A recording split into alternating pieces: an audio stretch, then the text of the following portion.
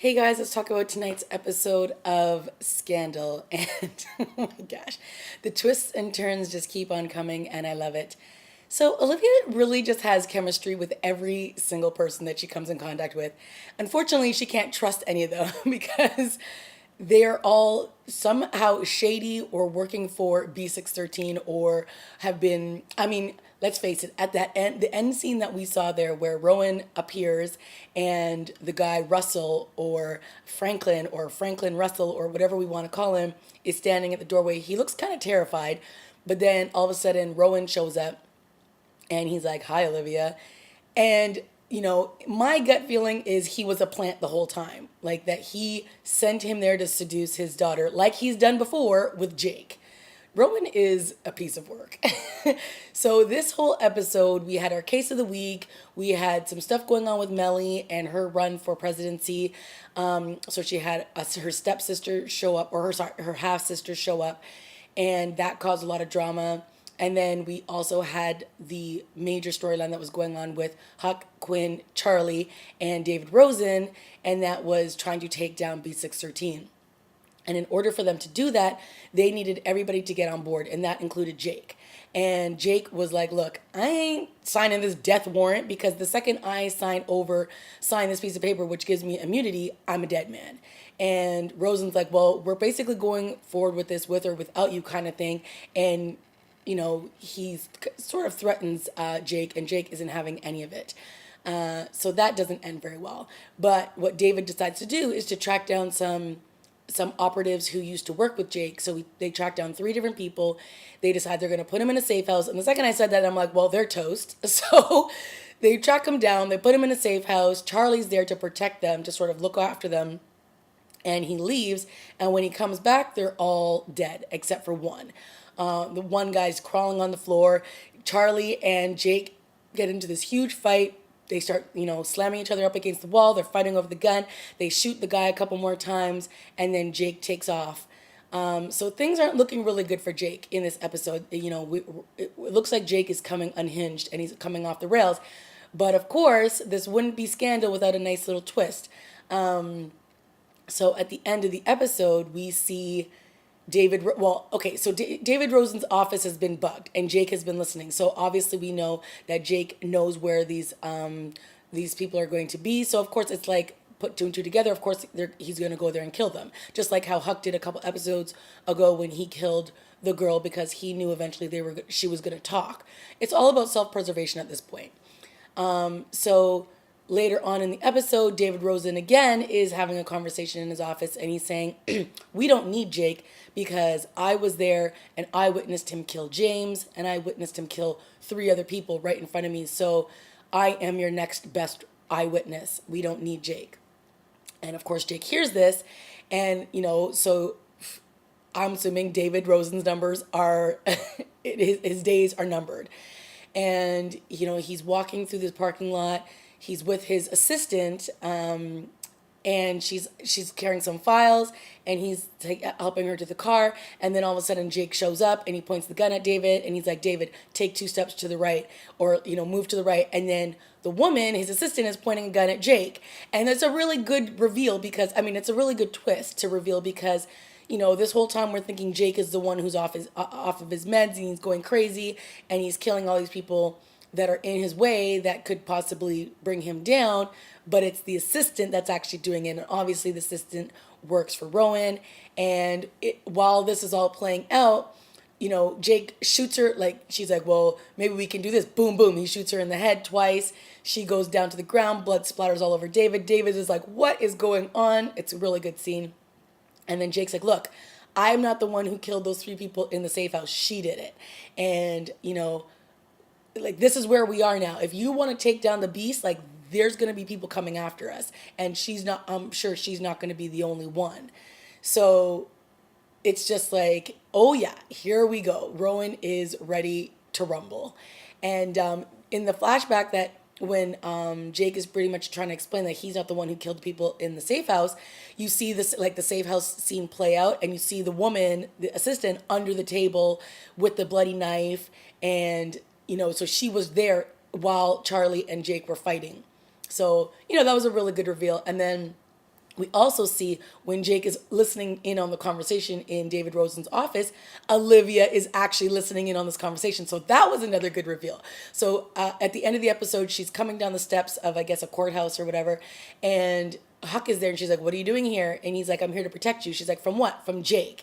And she's all like, "Listen, this is the time that we need to be honest with each other." And she's like, "You think I don't know what's going on, that you guys are trying to take down B613?"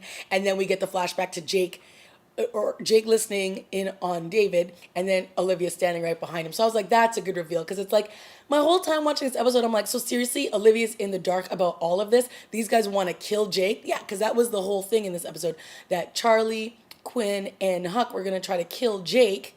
And it's like, what?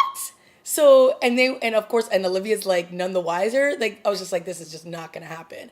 So when they triangulate Jake's whereabouts, they realize that he's at Olivia's house. They go there. They see the guy in her room, and they're like, "Who's that guy?" Or at least Quinn is like, "Who's that guy?" And she's like, "What's going on?" And they're all like, "Nothing." And then Jake comes out from the woman who died from across the hall, and he's like, "I'm here and I'm protecting Olivia and blah, blah, blah, as long as nothing happens to me," and da, da, da, da. And they're all like, "Oh my God, Jake's losing it. We got to take him down. We got to take him down." And it's just like, oh my God. So it was a good, I like that twist. It was a really good bait and switch kind of storyline that was going on there between the B613 and all of the operatives. And so with Rowan coming on at the end, that's a nice reveal that, he's been gone for quite a bit. And it's nice to see that he's back, and we'll see what he's up to. The other storyline, like I said, that was going on, which was sort of the B storyline, was Mellie.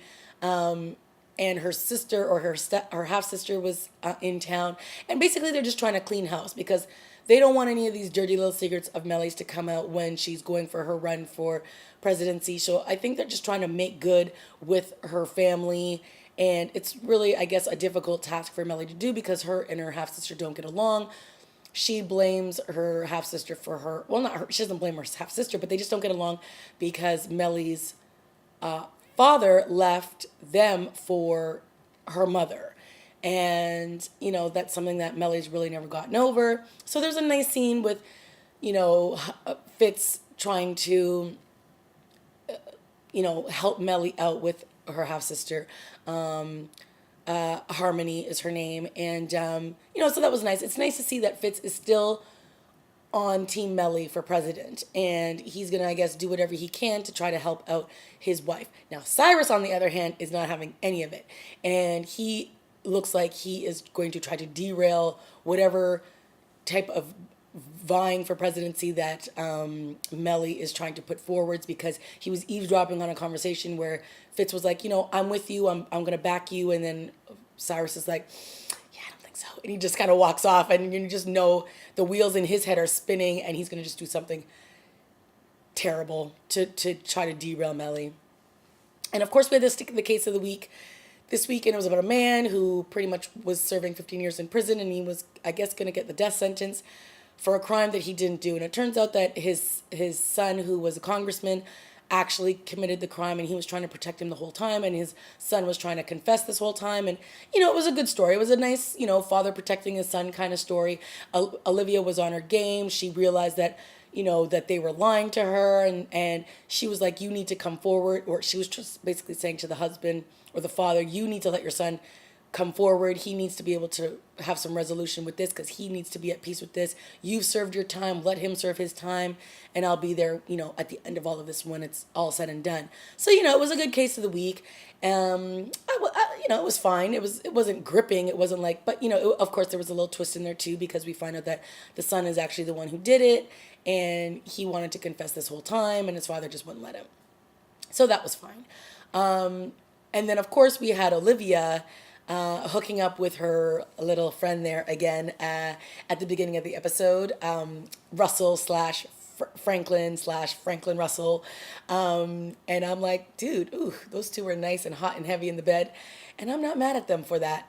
It's nice to see that Olivia is getting a little loving. Even if she's not fully moving on, at least she's having some fun while she's pretending to move on.